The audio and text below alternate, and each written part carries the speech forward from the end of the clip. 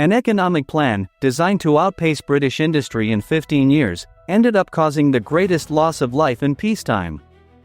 It all started with an order about steel. In August 1958, at the Baide Conference in Hebei province, the party's top brass issued the official order to double steel production. Peasants ripped iron pots from their kitchens and threw them into small clay furnaces. Welcome to Plexo. The central government demanded that production double in a single year. Traditional factories couldn't keep up, so the solution was to mobilize hundreds of millions of farmers. They abandoned their harvests to smelt pots, farm tools, and doorknobs. The goal was to create ingots, for the glory of the country.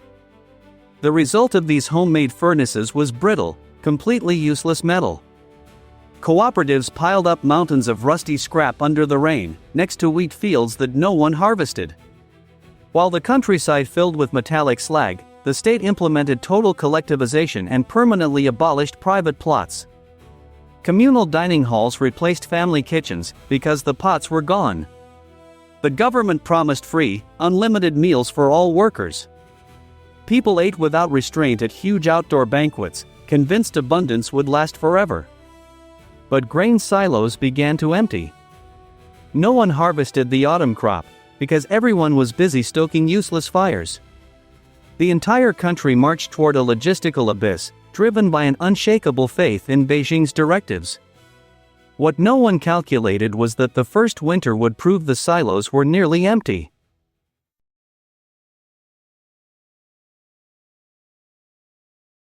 Mao Zedong, a broad-faced man with thinning hair combed back and a cigarette perpetually burning between his fingers, directed this experiment from his office. His vision tolerated no criticism or natural laws. In that same year, 1958, the leader launched the Four Pests campaign. The goal was to eradicate mosquitoes, flies, rats, and above all, sparrows. Official reasoning held that birds consumed too many seeds and stole the people's food. The entire population was mobilized for war against birds. Millions of citizens took to the streets with pots, drums, and sticks. They made a deafening noise for days on end to prevent sparrows from landing. The birds, exhausted, fell dead from the sky due to extreme fatigue and cardiac collapse.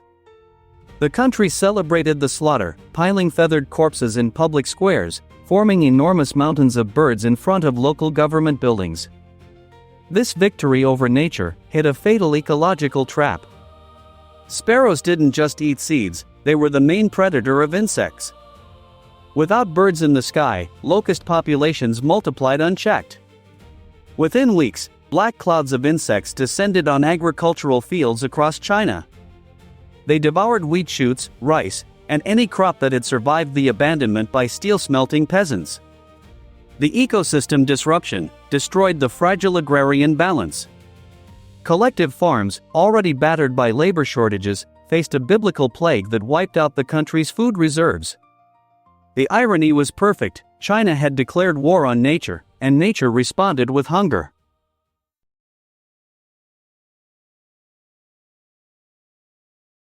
The agricultural disaster was obvious on the ground, but the political system forced people to lie to survive. Local officials, terrified of being accused of sabotage or treason, began falsifying production reports. If a commune harvested 100 tons of grain, the local leader reported 300, to prove loyalty to the party. The province inflated that number to 600, and by the time the report reached Beijing, the harvest looked like an unprecedented miracle. Reading those inflated numbers, the central government made catastrophic decisions. Based on supposed abundance, the state drastically increased the grain quota each region had to deliver. Collectors arrived in villages and confiscated everything. They took the seed reserves for the next year, animal feed, and families' daily food. Peasants who tried to hide a handful of rice were brutally beaten or publicly executed as enemies of the state. The cruelest paradox materialized at collection centers. While villagers boiled tree bark and shoe leather to survive, huge state silos overflowed with confiscated grain. Soldiers guarded the granaries, with orders to shoot to kill anyone who approached. In many provinces, Thousands of tons of wheat rotted under rain in government facilities because the bureaucracy couldn't transport it. Just feet away, entire families starved to death in the mud of their own homes. The state had turned abundance into a weapon.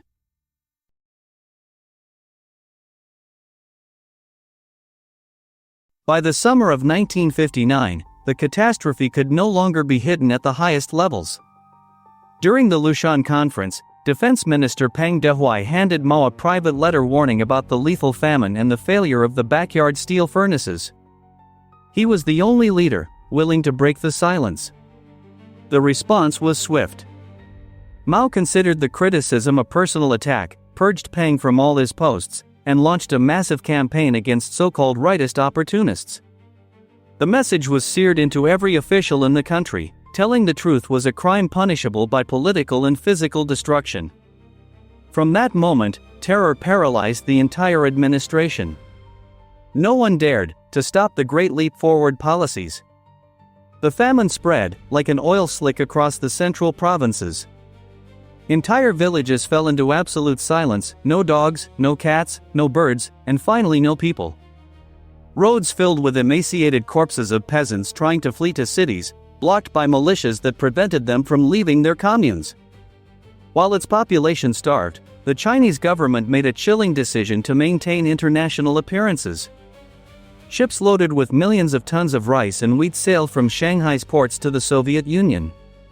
China continued exporting food to pay military debts, and to show the capitalist world that its economic model was a success. The state preferred to sacrifice its own citizens, rather than admit the failure of its utopia. The ships left full, while the fields lay empty.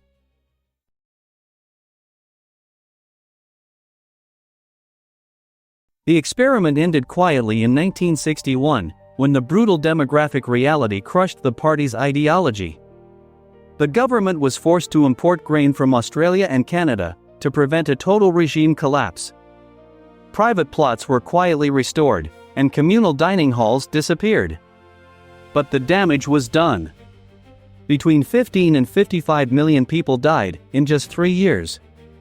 It was the most devastating famine in recorded human history, created entirely by political decisions and bureaucratic arrogance. The Communist Party never publicly acknowledged the true scale of the massacre. The official narrative called this period the 3 years of natural disasters, blaming droughts, floods, and the sudden withdrawal of Soviet advisors. Real archives were locked away. Mass nameless graves were hidden under new agricultural construction. School textbooks erased any mention of useless steel furnaces or forcibly emptied farms. The memory of millions of victims was sacrificed on the altar of state stability. Today, official silence persists over the rural fields where the tragedy occurred, even as the country rises as a global superpower. The model of absolute information control remains the system's pillar, proving that the past can be rewritten if central power is strong enough.